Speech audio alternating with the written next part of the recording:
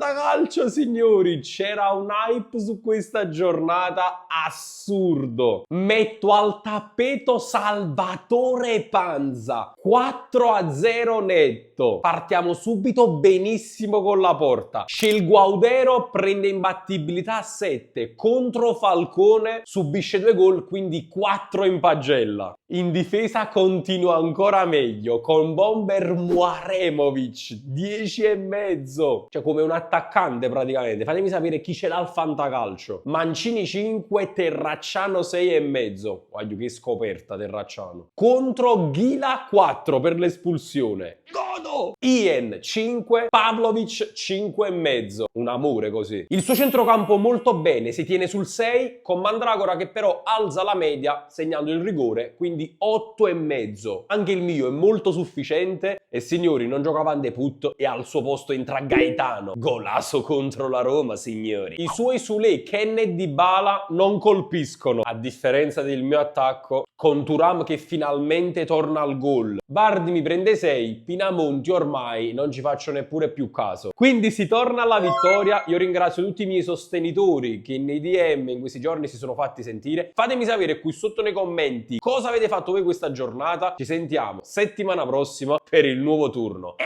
occhio al progetto Fantacalcio! Ah, e sapete adesso che faccio? Vado a riguardarmi tutti i gol dei miei pupilli al Fantacalcio su bwin.tv. E via!